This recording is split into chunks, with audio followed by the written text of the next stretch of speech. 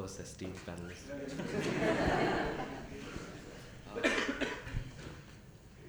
Yeah, it's ought to start on a negative note, although I'm not being negative about targeted marketing or about personalization of data. But I suppose I have three broad points to discuss about personalization and use of personalized data for marketing and for the things that it's being used today. So the broad 3 points that I want to raise it firstly, and that's something that Mehrotra will help us with, and you guys have a lot of expertise in, is does it even work? And under what conditions will it work and how? The second thing is something that I want to raise it, what does it mean to economy or to the way things are working or to the way things are running? And thirdly, I want to raise a sort of unfashionable point, but perhaps something that we should raise is what does it mean for developing nations, particularly nations like India.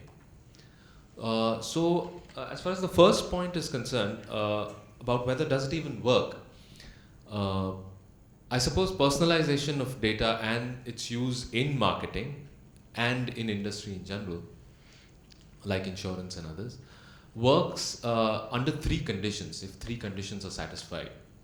And please, we will talk about it if there are problems with this characterization. The first condition is that people share their data. And that's not just one individual person sharing data. If just I share all my data, the whole algorithm will not really work. It only works if there's a network, right? If we all share data, you can make sense out of it. So people sharing data is the first condition. Second condition, and this has only occurred over the years, but now it retrospectively makes sense, is that if apps share data with each other, right? It's not just us sharing data with one app.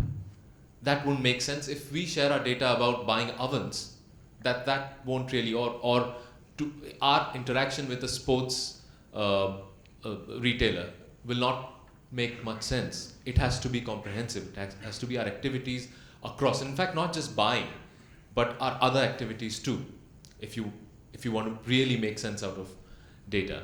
And the third condition is a very important condition, that we actually have artificial intelligence to understand human activity, to the kind of work that a human being, a trained psychologist would do, but also we as human beings sort of understand about others on a day-to-day basis.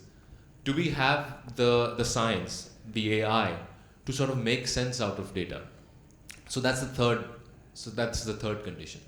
So when it comes to the first condition, whether of people sharing data, that itself is a bit of a, futuristically speaking, it's a bit of a problem, right? Because after Snowden revelations, what has happened is a lot of polls were taken, and Deloitte recently came out with a report saying that a lot of people, particularly United States and Europe, not yet in India, but I suppose that trend will change, are not very comfortable sharing data.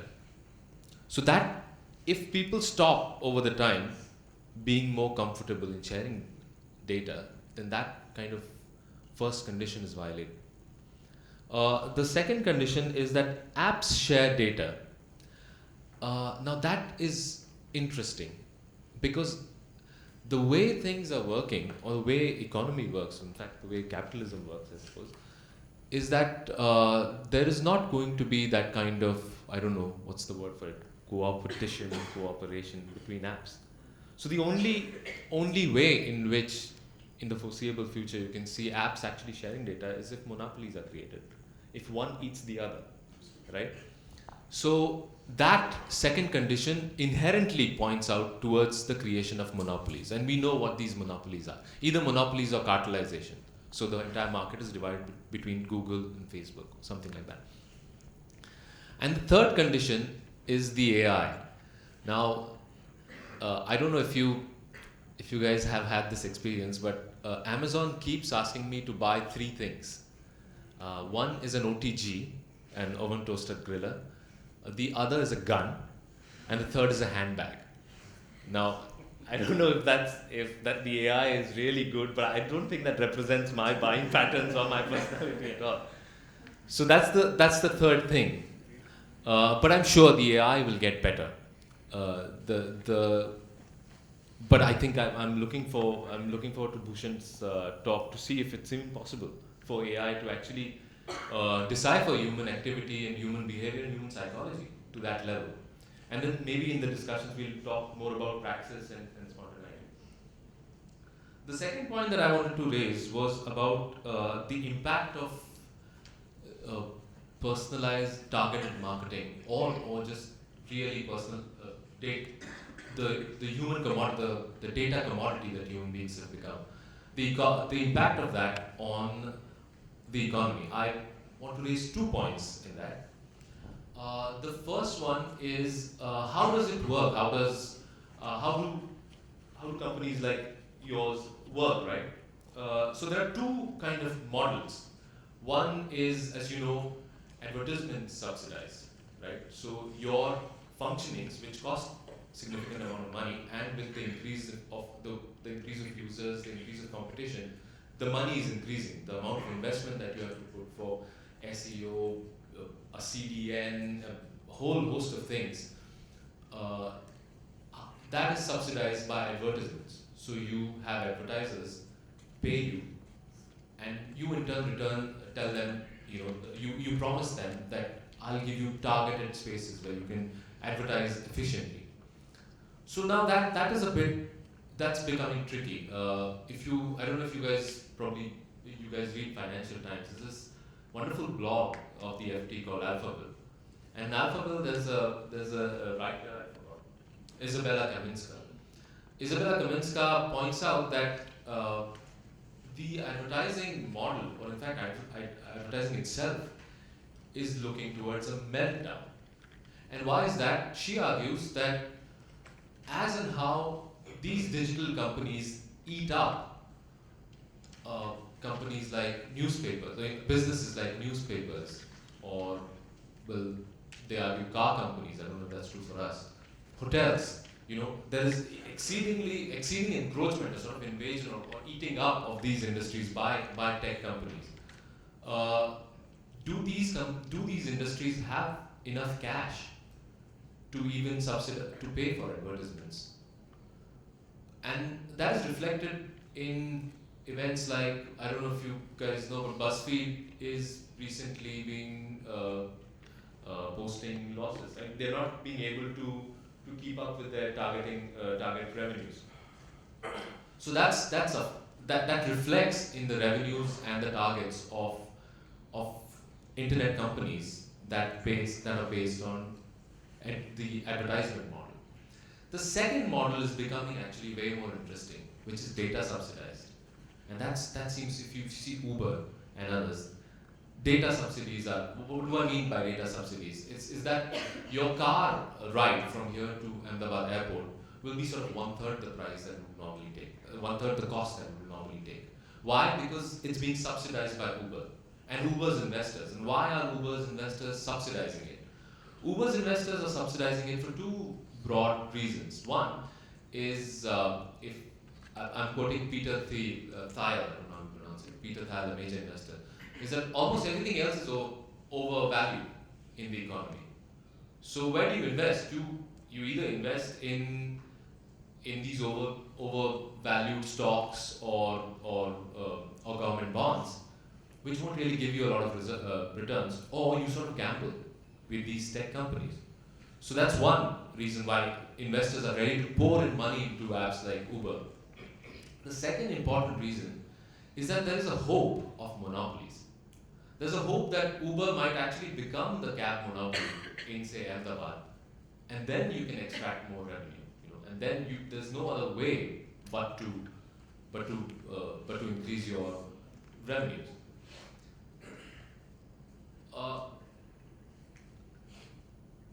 And there was a third point that I've forgotten. Actually relevant to Uber is the hope of full automation. The more and more you share your data, the more and more a collective of people, everybody from Ahmedabad shares their data of how they commute, of when they commute, from where they commute, and certain patterns appear. And as robotics goes to a level where self-driven cars are a possibility, then this sort of aggregated data can be used in self-driven cars. And once you have full automation in self-driven cars, then you basically have so much surplus that you don't have to pay for drivers, right? And that would be a huge amount of returns for your investment. So that's the data subsidized level of data subsidies as a model. And that again is taking us towards monopoly. And this point about inherent tendency of monopolies in this kind of a space actually brings me to my third point, which is what does it mean for the developing countries, in fact anybody who's not United States. What does it mean for any country that's not United States, or any society that's not United States, and particularly societies like India? If you see the top 10 internet companies, the top 10, mostly all of them basically trade in data. These top 10 internet companies, almost all of them are American, based in the US, and were started from the US, right?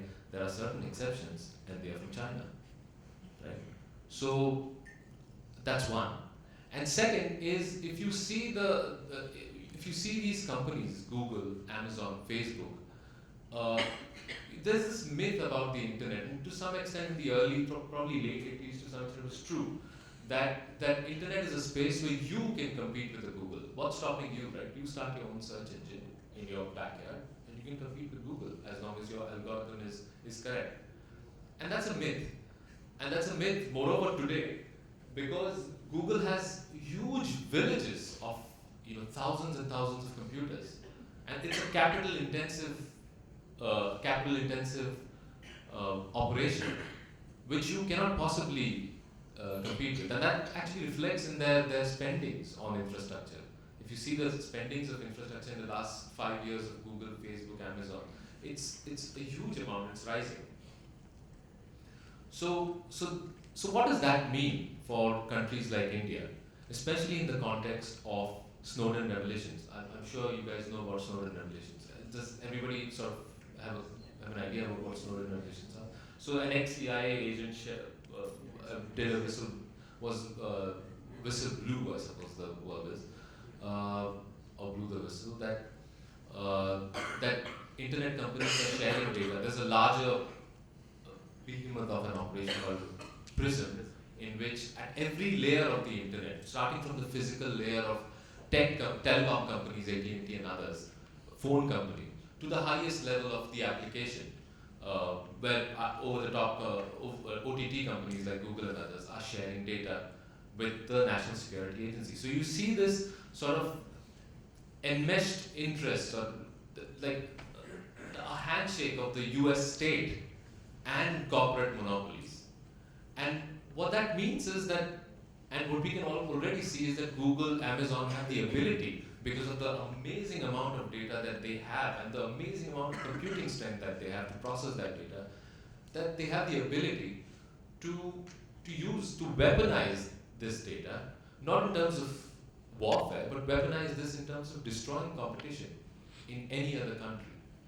So that's the third point that I'd like to raise. That's something for us to look at as Indians, as to whether these US-based monopolies in the future will be able to drive out all our business. A lot of you are aspiring entrepreneurs. So what does that mean for you? Right. So those are the broad 3 points that I want to raise. Thank you.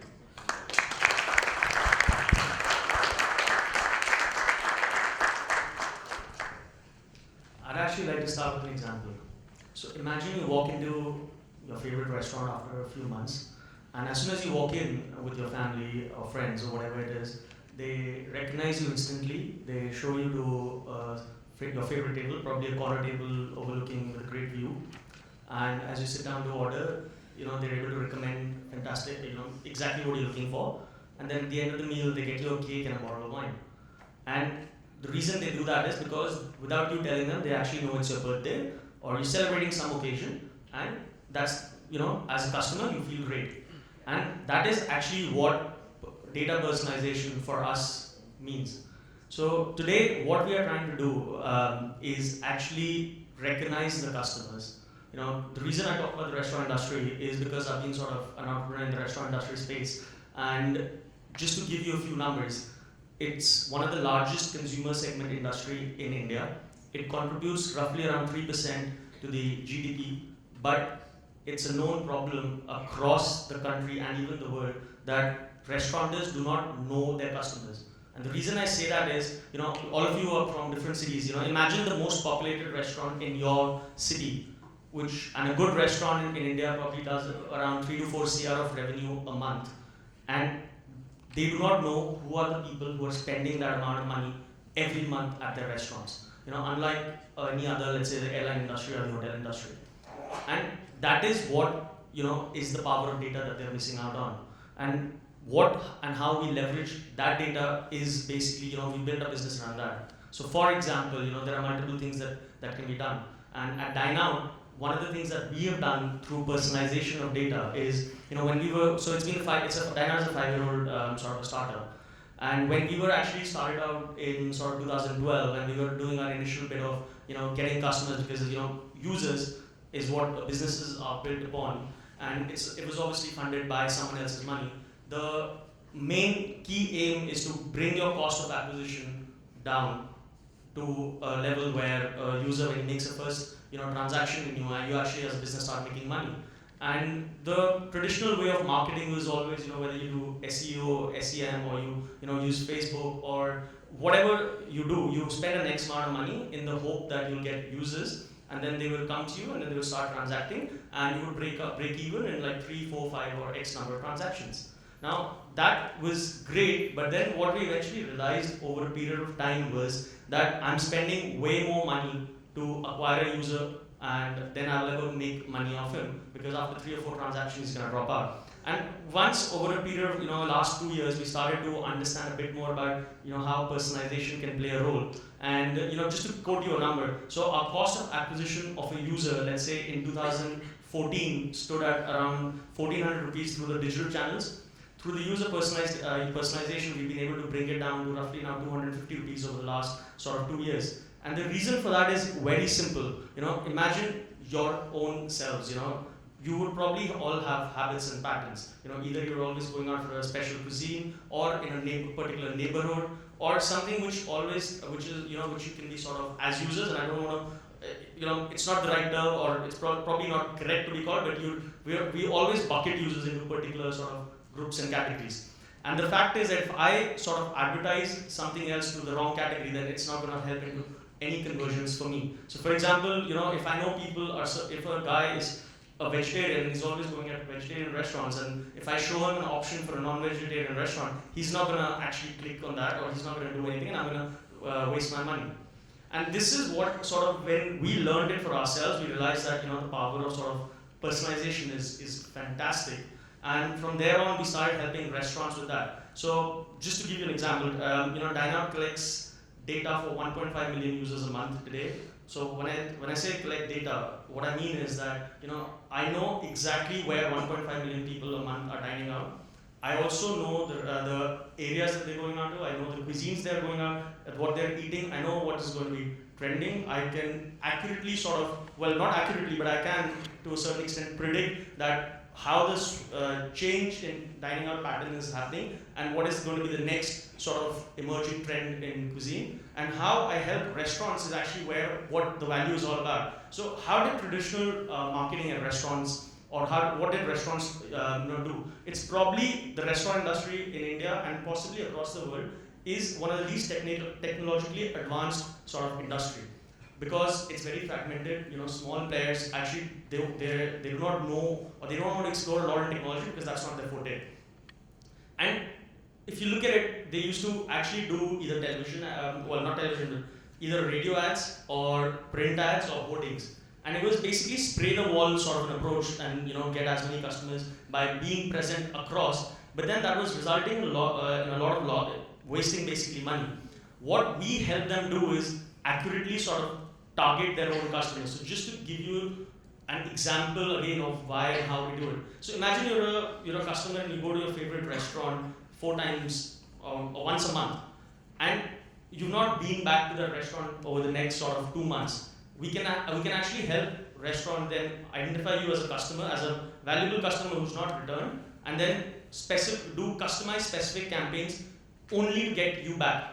Now, what that happens is, because of this targeting, what we realize is, from a restaurant's perspective, all of a sudden their spends have become a lot more efficient, and their ROI on the spends has increased a lot.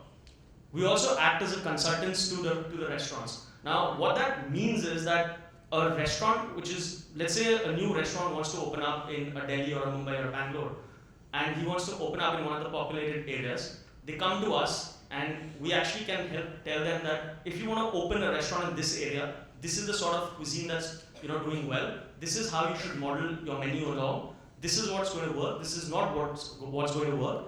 And as a result of that, they actually see from day one a lot of improved sort of ROI for their business. And that is actually what it is all about, helping sort of people and companies actually sort of be better with their data. Yes, there are a lot of things that can go wrong. Sometimes it does go wrong.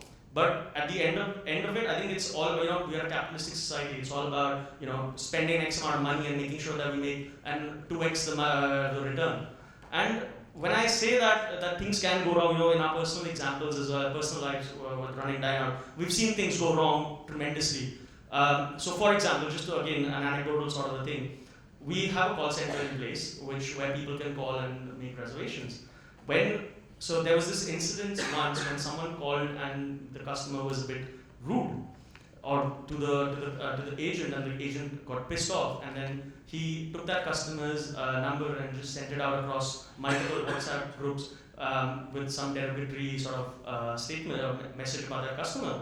And within 2 hours, that particular customer received like 200. Within half an hour, in fact, she received 200 phone calls. And then the next day, we had the police land up at our office, and that was actually the first time we realized that India has a cybersecurity cell with the national cybersecurity cell. But what had happened was that person turned out to be the wife of the number two Pepsi official in India, and because of that, she got really pissed off. She complained to her husband. He complained to the police. They were able to track down usage of that number, and as a result, within 24 hours, they landed up at our office saying that this is something has gone wrong at your place, and someone from this sort of premises has broadcasted a certain message.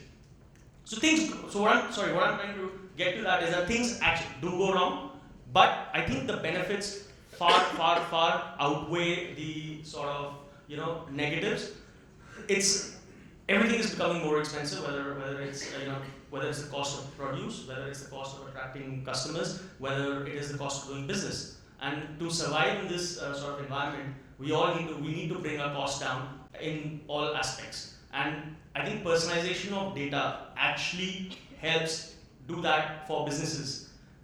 Is there a right way to do that, and is there a wrong way to do that? I think it's a very fine line. As Siddharth was mentioning, is it okay for companies to share data? I do not know. Would I want someone else to share data with me? Of course, if it's going to help my business. In a lot of cases, I think the customer does get affected and does lose out sometimes. He could end up getting harassed. And I think when we talk about data sort of personalization in India, probably it's not taken as seriously as it's taken outside of India.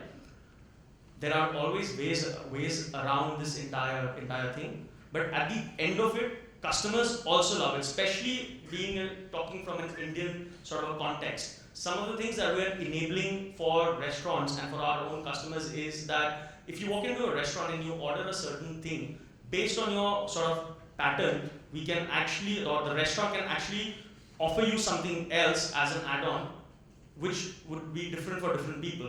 And you as a customer, the probability of you actually ordering that as a recommendation is much higher. Also from Dine example, when a user today opens an app, what we realized earlier was that if let's say I open the app in Delhi and I would show you the list of 25 top restaurants around you, but then I realized that as we evolved over time, that actually doesn't work. What we need to start showing is that based on going back to the point, based on how you've sort of interacted with our app, we're constantly learning evaluating a personalized recommendation engine and showing you results which are probably more likely for you as a customer to click on and complete the transaction. And for us, obviously, that makes it that much more important, because at the end of the day, it's all, it's someone else's money that we are trying to sort of burn and make a business out of. So, in a nutshell, what I'm trying to sort of get at is, I'm not trying to give you an overall picture. I'm not trying to say that this is right or this is wrong. What I'm trying to sort of get at is it's become the necessity. A lot of you must have watched Wall Street, the movie Wall Street, and Gordon Gekko has a very famous saying that information is the most valuable commodity available, and that is actually what we sort of believe and have come to realize, that information about a customer is actually very valuable, and that is what actually is going to help us differentiate us from our sort of competition. How a customer is presented, and also how a customer is presented with information. Do all people do it right? Not really. Is there a lot of data loss or data sharing happening in India? Probably yes. Will it improve over time? I believe it will improve over time. There will be more sort of companies will become more cognizant to these things. But having said that, it's also a need of the hour, and we are all sort of getting up towards that. How we do it intelligently is probably the key about sort of cracking that and making a sustainable business over a long term. So thanks.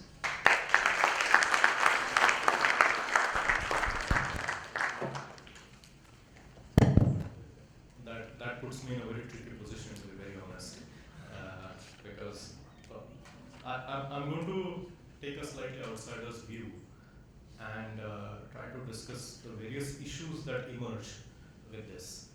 And I will leave it to you all to put it together and see if it makes sense or not, and we can open the discussion there. First thing that we realize is that we live in a world which is capitalistic world, right? Capital moves, capital decides. The whole purpose of existence of that capital is to make profit. Nothing wrong with that. But profit is very important. To make profit, you have to have a product that people have to buy. To increase your profit, your production costs need to be as low as possible, whereas you should be able to sell it at as high price as possible. And the gap is your profit. And the more wide the gap, or the larger the volume, the more profit you're going to make, and a stronger capitalist you're going to become. That is how it boils down to me. You can put various values on that, and let's put that away, but this is the bare bones. Now, the way I see personalization is, we'll come to that in a bit. Now, if you want to sell a product to more people, it needs to appeal to more people. So it needs to appeal to more and more common themes that we have as human beings. And you must have seen the most glaring example of that in Donald Trump getting elected in US. Probably few of you know that Donald Trump is a trained hypnotist. And he's a very, very effective communicator. The writer of a Dilbert strip, Scott Adams, actually wrote about a year and a half ago, the kind of hypnotic techniques Donald Trump uses in his speeches, which appeal to more and more people. Very few people believed Scott Adams at that time, because how do you take a cartoonist seriously? But if you have to take anybody seriously in this world, it has to be a cartoonist. Okay. So you have seen that the more unconscious that you can appeal to, and you can appeal it in such a way that it appears very personal, more people are going to buy your stuff. It may be a vote, it may be $1, it may be a service, whatever. Which is what Donald Trump did. Now people can debate about electoral college nonsense and all of that. The fact is that he got half the votes, a little less than half the votes. We see this happening all the time in cold reading. People who try to sell you stuff as if it is personalized. You go to a palm reader, you go to a Kundali reader, and they will be doing what is called as cold reading. They will be talking in such a way that you will feel it is intensely personalized, whereas it is really what we can call targeted. artificial intelligence. Okay. If you're someone looking for love and acceptance in a relationship, you try to give your best, but most of the times it is not returned. Now this applies to 7.2 billion human beings. But when you hear it, it feels intensely personal. You know, you're willing to part with your 2,000 rupees hard-earned note with that. Now this kind of personalization is essentially a veneer that is put on a mass product, a product that is created at an industrial level. But if I told you that what you have bought is what another billion people bought, you're going to feel stupid. So I need to create a veneer that will make it intensely personal, that will actually, at least it will give you an illusion that now the value is so much that I can pay top dollar for that. Okay, that is personalization. Probably I'm putting it in the most negative way. Okay, because I don't have enough capital to be the next Sergey Brin or Elon Musk. Now, if you have to mass produce, if you have to use artificial intelligence to create that illusion, you know that product is very much the same. The product is not genuinely personalized. So you need more and more people feeling personalized with a mass produced product. So essentially, because of a standardized product, you need standardized human beings consuming that product. But the trick is you don't want them to know that you are being standardized. Now this is something which should shake the very foundation of our civilization. How many of you have read the novel 1984? Probably, yeah, a lot of you, rest of you should really read it because you're going to live in 1984. Okay? So what we are saying is that the standardized person gets a standardized produced product at a relatively cheap price. But if you are an outlier and if you are looking for anything non-standardized, what is your fate? What is your chance in this world? Try something as simple as getting a bread which is sliced thin to your liking. It is not available. If you want a slightly thinner slice of bread, it is exorbitantly expensive. Instead of usual 35 rupees for a loaf, you will need to buy an oven.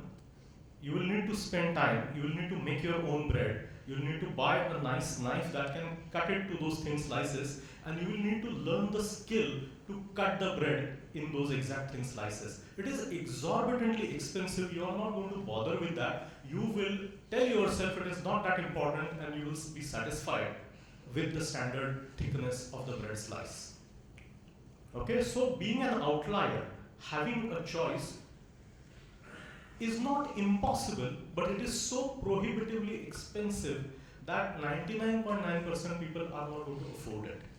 So it becomes even more important to give this illusion that it is personalized. But ultimately what is happening is that you are being put in silos and you are being mass produced.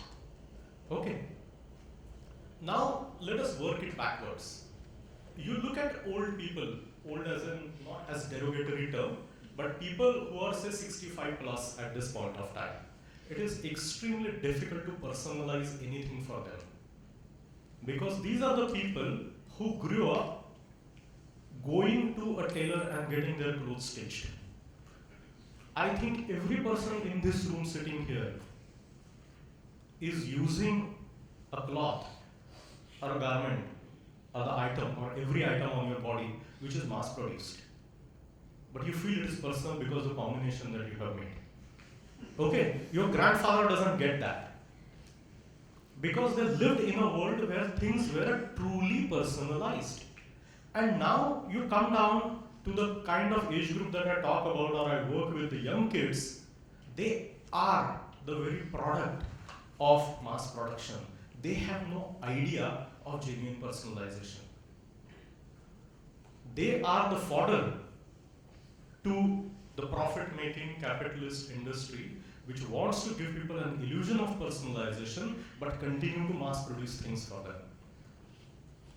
Okay, so when these children become old, we will essentially be sitting at one end of factory consuming stuff.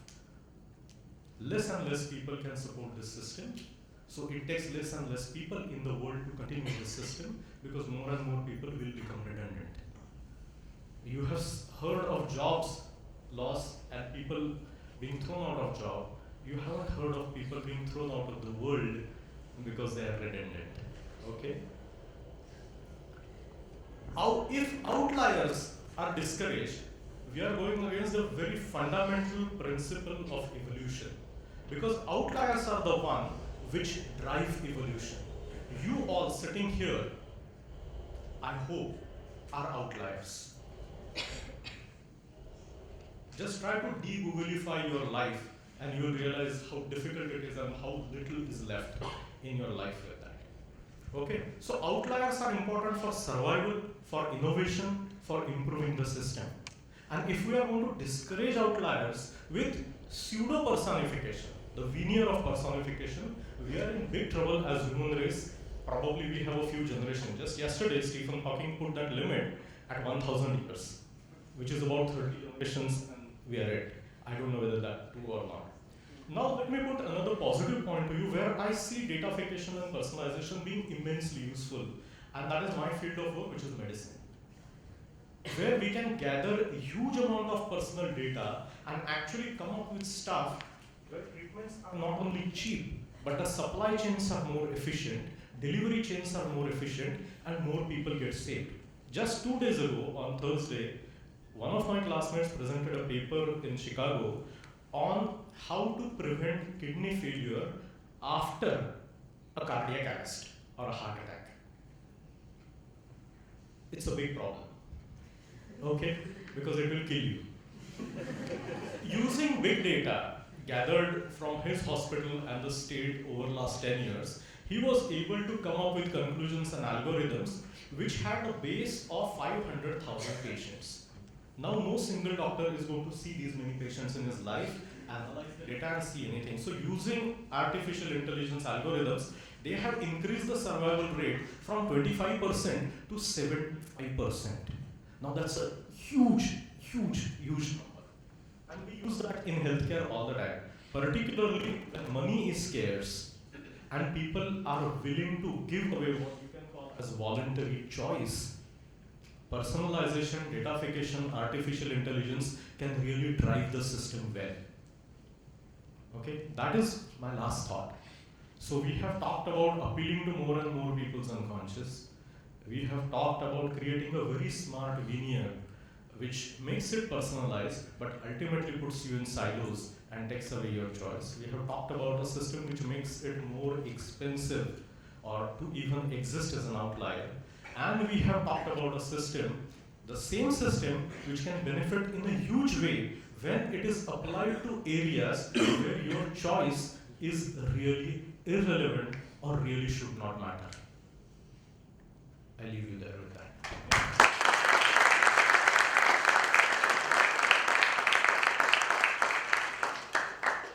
Question time? So, no, I think you guys can ask each other any thoughts or questions that you came up with because it was such a diverse set of. Yeah. So, any questions to each other? Maybe you can start, or I'll start. Can I ask a question? This is driven by a Twitter thread that I read a few days ago. Somebody tried to move away from Google and how difficult it is. You talked about data security, you talked about few American companies practically owning the world as we know it. Really, how difficult is it in this day and age to live a life without depending on these data gatherers? Can we protect us? Is there really a hope? Well, it's possible, but it depends. I mean, obviously, it's a question to everybody. Right now, it's possible. It's definitely possible to live a life like that. But moving forward, it becomes a little more and more harder. That's where the question of monopolies becomes even scarier. Because if you have monopolies of, say, retail, where only one online retailer is going to fetch you food or your basic necessities, then obviously it's going to be much more difficult. And then you have no other choice. You basically capped it. So right now, it's I think it's possible to do that. But if you're a young person, I would advise that to a young person, right? Because that's keeping the person away from cell phones, etc., which is where everything is going. So you can't keep that young person away from that skill. It's way more possible if you're my father. Although my father has to now, because he wants to talk with his daughter who's in the US. So all these things keep happening with our own families, right? That communication has become. So I mean, for communication, these things have become indispensable. Google and other monopolies. So it is possible, but it's becoming exceedingly difficult. And that's one point where I raised the question of smart cities, and again in context of our country, where with smart cities, even if it becomes right now it's a joke, but if it becomes a reality, then it will be even more difficult, because then this would have come into a physical space, not some virtual reality. So just want to add a couple of things to that. I think everyone's probably heard of Elon Musk and Peter Thiel. Now, there's a chain of thought going a few weeks back. Elon Musk tweeted about this. It's called universal income. I don't know if you guys know what that is all about. But basically what Elon Musk says is going to happen in the future is that as we gather more and more data about people, as AI kicks in, as the cost of production actually falls down to next to, very low, more and more people are going to be out of jobs as we are going to basically sort of, increase the efficiency of doing things. And as a result of that, what is going to happen is that 99% of the entire world is going to be made redundant. And the reason and how will that entire sort of world survive is that all the governments or the states are going to be basically giving you income to stay at home. So it is, what happens at basically, certain levels of society in the US or the UK or Europe, where a certain small segment of the society is on welfare or state income, it's going to happen to 99% of the world, and only the top 1% of the people are going to be the innovators who are going to be, doing new things. And that is something which is, which if people of the caliber of Elon Musk or Peter Thiel are talking about, it's worth sort of exploring. Whether it's going to happen in sort of our lifetime or our children's lifetime, I probably do not know. But is there an inevitability of society moving towards that? That's a fair argument.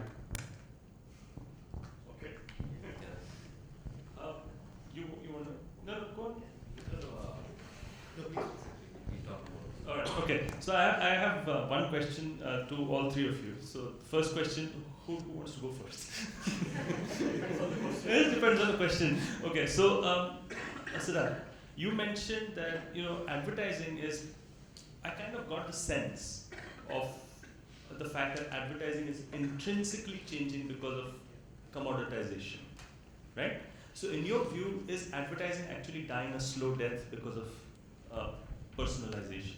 I just wanted your view on it. To be very honest, I don't have a view on it, but I have somebody else's borrowed view, which I can tell you. So, as I quoted Isabella Kaminska, so it's her opinion that you are seeing a meltdown.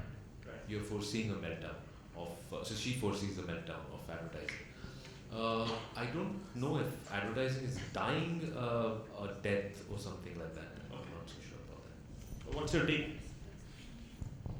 It's obviously changing completely, but if there are massive monopolies, then you don't really need to advertise, right? So if there's only one person who's selling daily, then why advertise? Is the cost of acquisition actually going down because of a lack of dependence on advertising? Absolutely, I think yes. Yeah. So the traditional form of advertising has always been mass media. Yeah. That is what the big agencies of the world have sort of staked their reputation upon. That's how sort of it used to happen.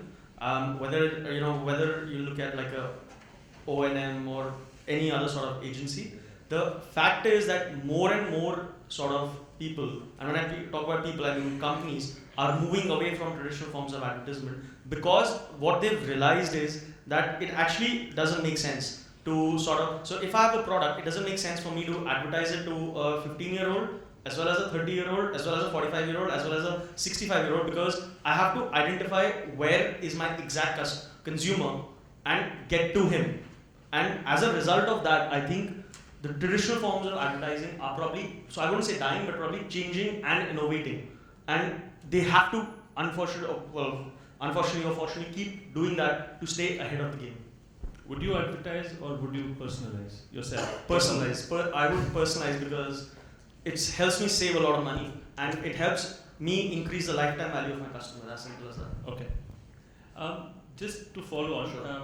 you gave us an example of a call center situation got Correct. terribly wrong. See, while we understand that that is a danger, I just wanted to know what about the more mundane situations and what's your take on that? Like, for instance, have you got a call from a guy who wants to give you a loan? Yes. How do you feel about that? So I typically get really pissed about it, but then I've also made calls to people asking them randomly that, hey, do you want to book a restaurant for the night? So the point is that as a consumer, we get really pissed off about these things, and and people will always find newer ways to do it. So D&D in India, for example, doesn't work because people will just find a way to sort of get around that. Out of 10 phones, so I have 2 phone numbers. One I keep just for spam, like for where I give out publicly. And the fact is, out of 10 phone calls I receive, 9 are spam. And Truecaller has helped us do a great job in identifying spam, so we don't actually pick up those phones. But the fact remains that just once in a while, one of those phone calls would actually make sense. And it's like the outlier, like the real outlier, like a black swan, which people would actually end up benefiting from. Okay. So, are you saying that, so if you have to avoid your own company, Yeah. how would you do it? I can't tell you.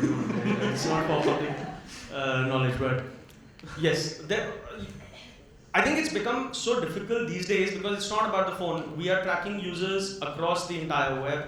I'm tracking users across Facebook. I'm tracking their behavior. So for us, how we do, like AI actually, is a very sort of a misunderstood term, and it's actually it covers a lot of things, but actually from our perspective, true artificial intelligence is actually understanding, and from a consumer media marketing perspective, understanding where my consumer is, the type of behavior he's doing, and then predicting what he's going to be sort of where he's going to be going next or doing next, so that I can target him at that point in time. So that is what, for us, that is how we're using it. Yeah, I wanted to add something actually. Your question takes me to a similar question, where there are similar parallels, which is journalism. Journalism is also seemingly dying, but it's wrong to say that it's dying. It's just that it's being eaten up really by tech, and in that sense, tech, journalism, and all 20th and 19th century creative forms of communicating with human beings are being sort of automatized and being eaten up. And in that sense, it's a trend that's common with workers and others in production, where you're creating that redundancy. So that redundancy is creeping up, where you're saying that, this part of advertising is redundant. So a whole bunch of activities within advertising are seen as, I don't believe personally, because I believe in human creativity. So I don't see that it's redundant, but that's the trend. So there is a marginalization of advertising. It's shrinking and being eaten up. Okay. It's very similar to journalism. Unfortunately, they're parallel. Okay. Sorry, just to add to that, I think what comes to mind, I don't know if a lot of people have seen of it, but there's a great movie called Moneyball, which has got Brad Pitt in it, and that actually is a perfect way of actually understanding how understanding data, can help you achieve wonderful things. Okay. Bhooshan, I have a question. Question is, you painted a really grim view about life. And so I just wanted to understand your worldview, right? The worldview is that actually there is nothing really being personalized. Okay, I'll tell you the sense I got of it, except for the narrative in your head, right? Okay. Now, the question that I have is that, so my understanding so far is that hypnosis, whatever little understanding, and you're a qualified hypnotherapist, I'm not, is that hypnosis depends upon the acceptance of the person who is being hypnotized. In this case, apparently, entire countries are being hypnotized, like the Trump example that you gave. Were they accepting it at some level? What's your take on it? I think I communicated it a bit wrong. Okay.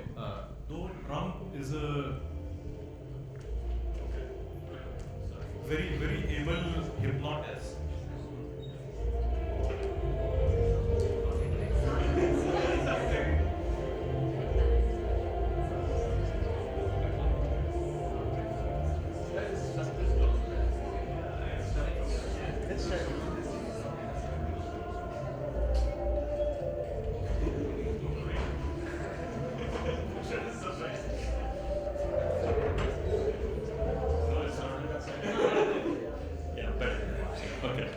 I didn't mean to say that Trump hypnotized them into voting for him. Okay. Hypnosis is about a very persuasive communication. Okay. The way you use words, the way you string words, the way you repeat words, the way you use your verbs and adjectives and the kind of emotions that you can evoke. Say for example, I could have talked about the medical achievements of big data and made you all feel that this is the next thing, we all are going to live to 120 with perky boobs and huge erections, and this is what medicine is going to do to us. I chose to sequence my talk in such a way that I managed to scare you beforehand before I could tell you the little bit of good news. Now the communication that you do, what you put first and what you put second, is what Trump did. Okay. Which is a very basic, see in 60s what we did as a flower generation, there was a lot of research happening on how humans interact with each other and how the communication is done. A lot of research came out of it. Carl Rogers came up with person-centered therapy. You had cognitive behavioral therapy coming out of it. You had psychoanalysis dying because of that. You had family therapy coming out with Barbara Bedson. All this stuff was actually used more by advertisers than the psychologists. You guys use more psychology than I ever hope to use in my life. Isn't it? If you read the book, Daniel Kahneman's book, Thinking Fast and Slow, you will realize that economists and financial sellers actually use more psychology and organizational behavior and buying behavior of people than I can ever hope to do. So it is not hypnotizing. It is managing the communication very effectively. So, and again, coming down to what's the difference? What's the difference? Oh yeah. And the difference is that in hypnosis, you're using very focused attention by choice. You're telling somebody that do this for me, help me with this. So you are asking for hypnosis. Persuasive communication is it's like pushme. Right. That is the difference. So I think I think a bit differently. I think at the end of it, what it all comes down to is FOMO, which is fear of missing out. So for example, a lot of you just I'm sure you all know about 11/11, the Singles Day. You guys know what that is, right?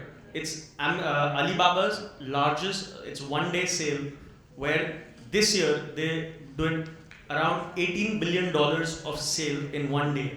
And the way they did that is not from that preparing it for that one day, but they started preparation 6 months in advance, where they were able to target users based on their search, based on how people interacted with Alibaba, what they were searching for, and they showed the consumer exactly what they were looking. I wouldn't say exactly, but to a very high degree what they were looking for, and then they created, things like, why do, for example, there are reverse countdowns happening across sales in digital world that 49 minutes left, 48 minutes and 49 seconds left. The reason for that is that you make people feel that you might miss out on something, and as a result of that, what happens is that a lot of times, and I'm sure a lot of people over here have done that, including me, that we end up buying things just because we think that it's if I don't get it at this price, then I'm losing out on a great sort of value. Whereas I actually do not need that. So we all have things in the closet which we probably never used or used once and discarded. But the reason we ended up buying is because the way it was put across to us was that you need to own it right now. And I think that's a form of whether you call it hypnosis, whether you call it persuasive marketing, buying, whatever it is. But I think that's what that is what people or companies play out on, fear of missing out. Actually, public relations was created, the field itself was created by people like Edward Bernays, right, out of understandings from human psychology, Freudian psychology actually. So yeah, FOMO and a gap both. Okay. You want to give your two minutes? I wanted to ask you both a question because you own an app, a successful app, and you are worried about monopoly. Few days ago, when I fixed an appointment with somebody, entered that into my Google Calendar, literally within half an hour, I had my Facebook suggesting me that do you want to befriend this person. So obviously, I know that Google and Facebook probably don't share data with each other because they're competitors. I'm not sure, but I assume that they're competitors. But the kind of permissions that I give to that app actually makes even that data sharing between them irrelevant because they all are pulling the same. Absolutely. Or let's say the entire data anyway. Absolutely. Right? So are monopolies really possible? So I think what is going to happen over time is that, so 20 years back, the top guy had a market share of, let's say, 40%, the next guy had a market share of 30%, 20%, and then there was remaining. I think what we are moving towards is that the number 3, 4, 5, 6 are going to be made irrelevant. It's going to be the number 1 guy in any industry owning 70% of the market share, the number 2 guy owning 25% of the market share, and then the 5% being shared by everyone else, which is ultimately going to happen. We've already seen that happen. It's happening across the world, whether you look at any industry, whether it's, so for example, cab industry is a great example of Uber. Number 1, and then they try to enter into China, they couldn't, and there's a Chinese rival, and that's it. The early competitions for Ubers are all dying out. It's happening in the social media space with Facebook actually killing everyone. Even Google, for that matter, with even the Google Plus and all, is not able to create another Facebook. And they own, or they have the largest amount of data in the world. Similarly, whether it's across, we look at consumer web, or we look at shopping, we look at a Microsoft owning 75% of the world's sort of data, sort of the hardware, software requirement. So I think what's eventually going to happen, and it's already happening, is it's going to be a race to be 1 and 2, and that is it. Yeah, I mean, but cartelization, forming these kind of cartels, right? This is yours, this is mine. I don't know, like the good old gangster type of cartelization is also a kind of monopoly. Good old, yeah. Is also monopolization. But I just want to add one thing, and that is that I probably misspoke or miscommunicated when if I conveyed that there is a predictable, spontaneous way in which the world is going, because I don't think so. I think that the world, there is, I don't know if this word will resonate, but have you heard of the word dialectic? Yeah, I've only recently heard it. But there's always a dialectic between spontaneity and praxis, right? And so, as you were saying that the system is, there is a law of the system, there are some normative rules. ये होगा, और फिर ये होगा, right? कि ये ही होता आ रहा है बस, अब ये ही होगा. So that's the spontaneous thing, that things have been this way, and hence they will be this way, they should be this way. So that's the spontaneity. But there's also praxis, right, where you and I decide how things will be. So, I mean, FOMO is spontaneity, and IDGAF is praxis. You know what IDGAF is, right? Please explain. I don't give a. IDGAF is I don't give a. Yeah. So there is that practice. There's always this dialectic, and so we have to decide, and that's where China comes into picture. When you said that Uber went out of China, it wasn't accidental, and it wasn't even the part of the spontaneity of the system. That's almost against the rules of capitalism, really. How did that happen? It's because China protects its industry. Absolutely. Right? There's a Chinese firewall which is used for economic protection. Absolutely. So that's what an example of how this system can be overcome, whether in a good way or a bad way. And I think that is precisely why the Uber of the world is Uber, but the Uber of China is not Uber, but Didi, Gaudi, or the Google of the world is Google, but Google of China is not Google. Facebook of the world is Facebook, but for China is different. And that's how, but having said that, I think it's very difficult for most other places to actually implement that. Okay, can I make a quick point? A few days ago, I met somebody who wanted to develop artificial intelligence algorithm to identify when people are going to commit suicide. Okay, and can we prevent that? This was as aftermath of whatever happened in Kota a few days ago, and he asked me, can we do that? And we sat down, and it actually led to a very interesting point that in this world of monopoly, if you want to be an entrepreneur, which area you should be looking for, what you should be looking at. And the answer ultimately turned out that Facebook may have data, a trillion data points of who is going in that negative spiral and likely to kill himself, but only real people are going to know whether this person has died or not. Facebook may have an idea, a suspicion that this person has died by the change of users pattern, their places where they go or whatever has stopped, or the phone has changed completely, whatever. But you are the only person who's going to know whether this person has died or not and what ultimately happened. Facebook does not have access to that data yet. So if you want to create your niche, you will have to start looking for what are the blind spots of these giants and sow your seeds there. Only then you have any chance of survival and growth. Will you become a giant? I don't know. But giants do have blind spots, at least as of now, and looking for these blind spots and exploiting those blind spots is what a young person should be doing right now. I think that's absolutely correct. But having said that, the problem is that these companies have become so big, and to actually look for that blind spot is going to cost you a lot of money, which normally it's not possible. So, for example, I'll just like to give a small example. We all know who Walmart is, right? And one other thing, so this is a very famous. We actually had their CEO come down. Oh, fantastic!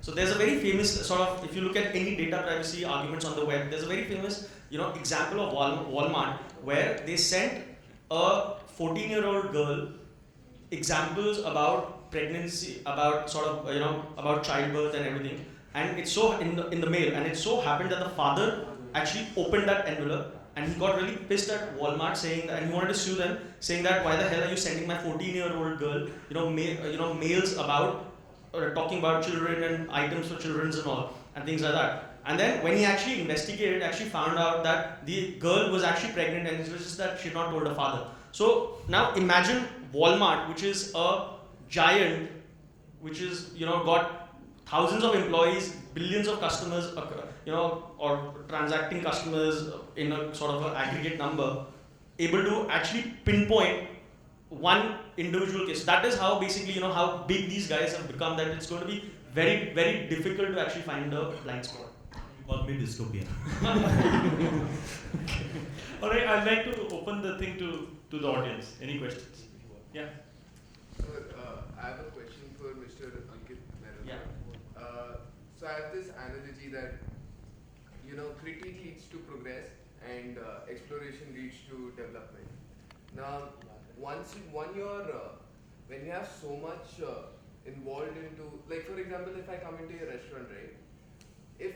If at all I was to try sushi, I wouldn't, because your app now tells your waiter that possibly he's going to eat chicken tandoori.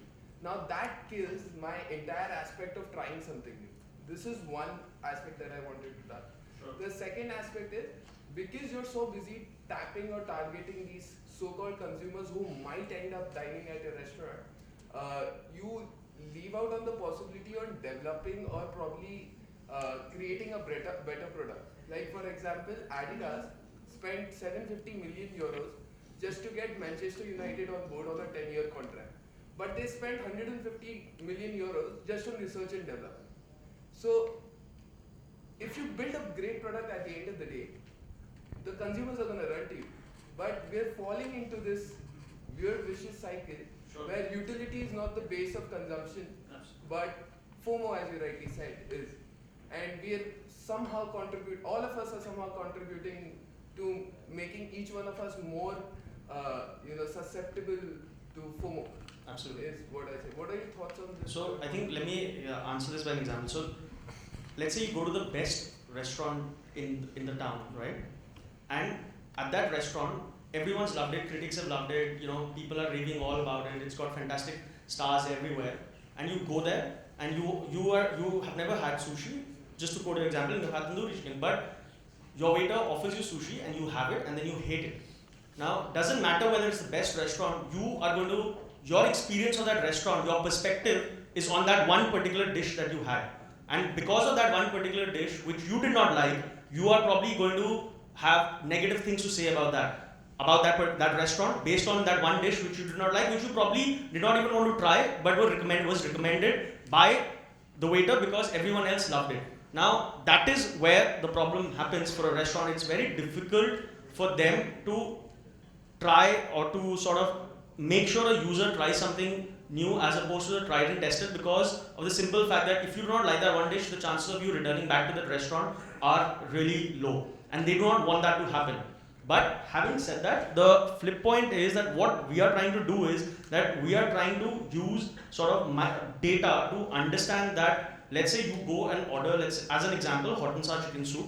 What we are trying to do is that the waiter should actually be able to recommend a matching dish to that in a bid to upsell that restaurant and increase the ticket size. So whether it's an example of an ideas as you took, the idea is that at the end of the day, perception is also a reality, and perception matters, and that is the most important thing.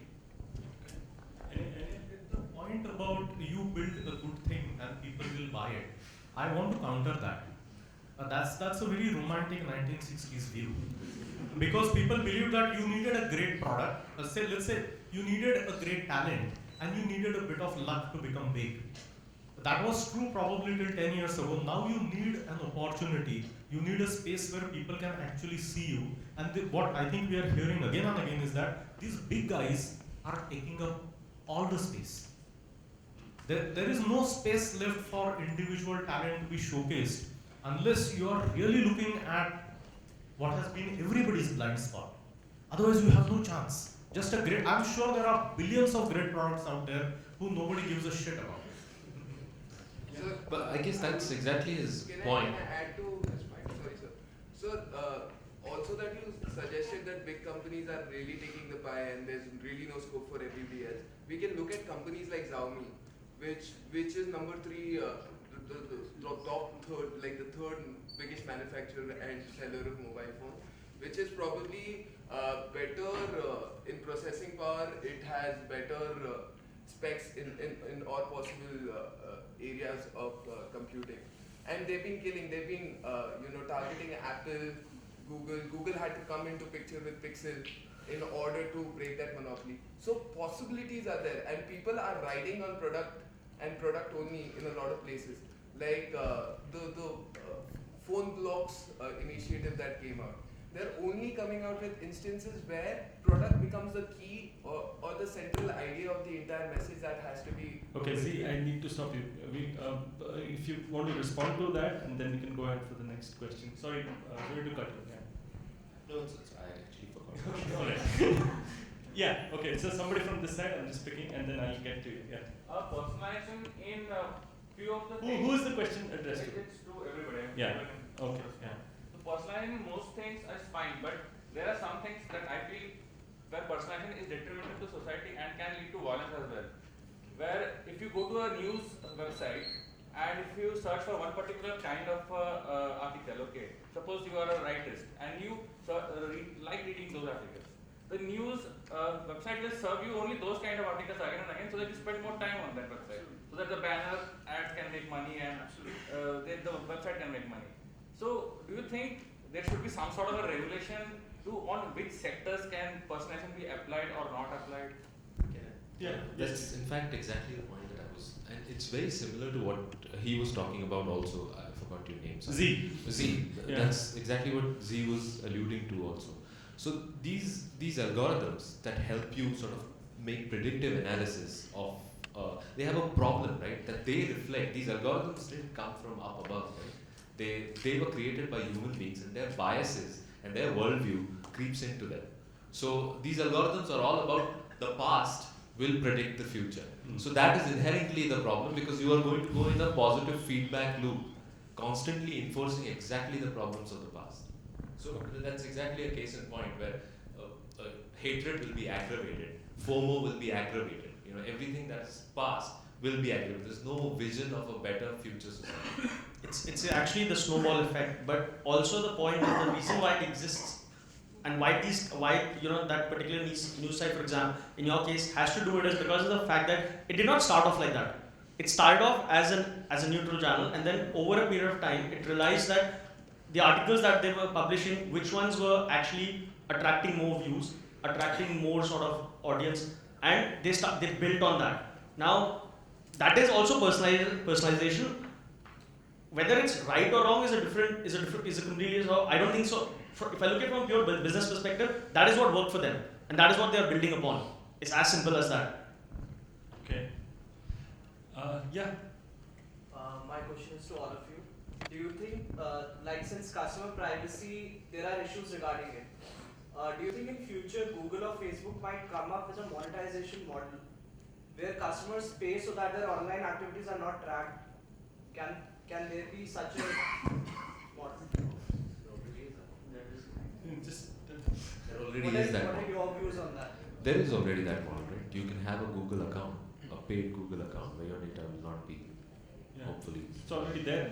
Even in the small things like your WordPress, when you want to register your domain, they give you an option that is your number to be advertised to everybody. If you want to keep it secret, pay $5 extra. That's the thing. They're still making money off that. Exactly. So they will make money. Yes. Okay. Next question. Sorry, I'm just trying to get in as many as possible. I'm just going back to the point which we started this whole discussion with briefly. Again, we touched upon the issue of privacy and the Snowden revelations and such things. Now, I mean, I'm just trying to think. We always like to talk about it in discussions and read articles about it, and people talk about all controversial views and all. But ultimately, is it like, for all intents and purposes, is it sort of a settled debate that by this point that people are willing to trade away that privacy and for the sake of convenience? And have we reached the point where people don't really have a problem with Big Brother? As long as Big Brother does something for them. Yeah. Okay. Bhooshan, I think. Yeah, I think you said it very correctly. People really don't care. That's the fact. Google knows about all of us more than what our mother knows about us. And we ever hope to know about ourselves. I think we lost that battle even before we realized that there is a battle on. We were traded by ourselves unknowingly. That is over. The only thing that is left personal now is your perception and your interpretation of events, and even that is being taken over. The personalization that we talk about, if they are going to tell you what to read, they are actually channelizing you into a rail that you can just say on that track. So only those people who are able to switch off, who are consciously able to spend mental energy, that the choices that have been given to me, I don't want them, I want to explore. Only then you have some chance of diversification, some chance of having fun. Yeah. So, just to add to that, over the last few years, I don't know how many of you actually follow conspiracy theories, but a lot of the big technologists of the world actually believe that we're already living in the Matrix era, and we just do not know it. I do not know if you actually read about that, but it's very it's a very fascinating sort of, it changes your perception about, and exactly what you said. We probably have reached a stage where we stop caring, and actually what they show in the Matrix is the world we are living in. We just don't know about it. Okay, last question. Last question. Can we extend it for 5 minutes? Please. Is there some other program going on? Okay, so okay. Since psychology as a discipline is very interaction based, so with the advent of big data, what do you see the future of psychology as? A psychiatrist and a psychologist will already have big data about you.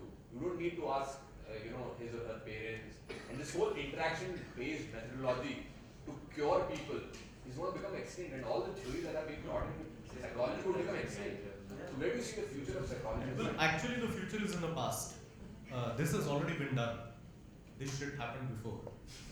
In 1960s, Carl Rogers, actually when there were not even computers, actually put cloth screens. There were people sitting behind the screen who were not even trained psychologists, and they were told that whatever the client is telling you, just repeat last 3 words.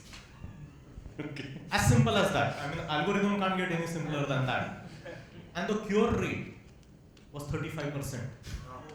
which was higher than psychoanalysts. We are way more simple than what we think. And we are already getting there. We are already getting there where engines driven by artificial intelligence will be counseling you. It's not very far. I want to take exception to that. Okay. I mean, especially, what's the average age here? 22, 23? 20, yeah, at this age, you should not have a defeatist perspective. Really. I mean, there's a huge amount of potential, especially in you, but all of us. And there's a huge, I mean, for example, you remember a Facebook basics debate, right? We won that, right? Who won it? It was people like you and me who fought against it. We won it. So, and Jagdalpur, there's a movement in Jagdalpur which single-handedly opposed a major Cisco-sponsored smart city thing. So it's possible. I mean, nothing is done, and I don't think we have the future in our hands. I mean, if we surrender to the spontaneity of the future, then let me quote some unknown author. This is too brilliant to come out of from my head. So it must be someone else.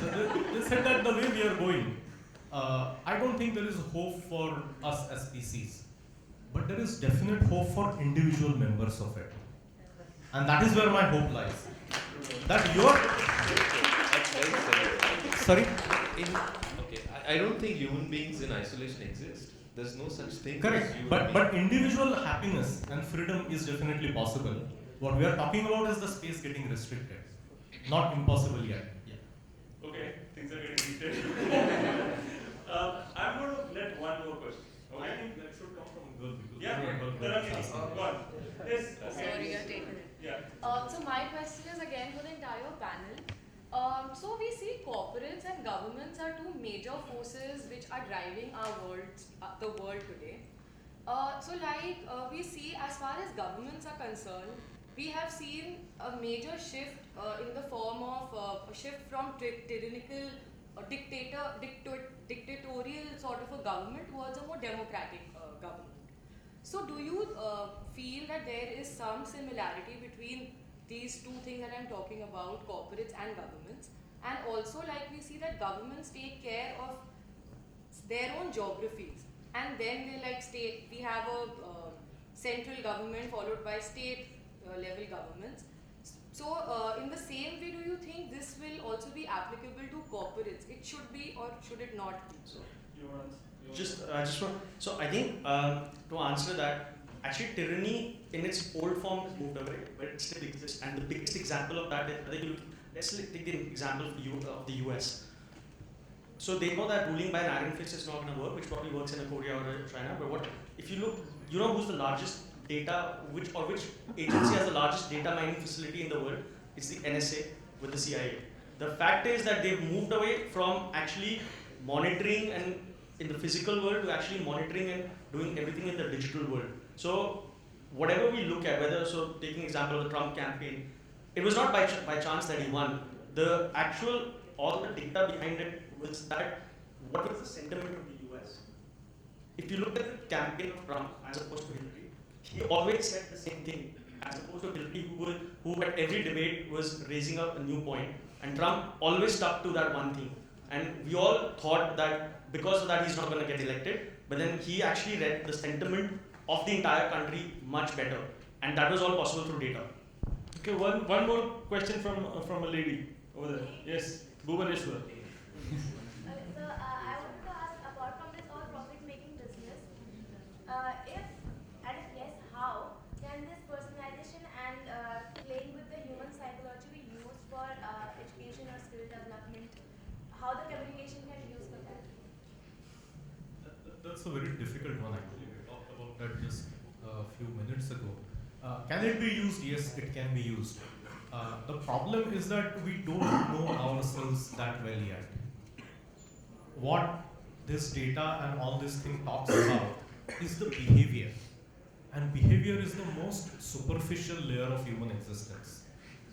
We are very deep people. We still don't know much about emotions, about thoughts, about how our thoughts change and how our brain learns. We are not there yet. But if the next breakthrough has to come about learning, about education, it will have to come through artificial intelligence. That much I can tell you. We really don't know ourselves that well beyond the behavior. Okay, I think let's wrap it because this can go on. Thank you so much to all our three speakers.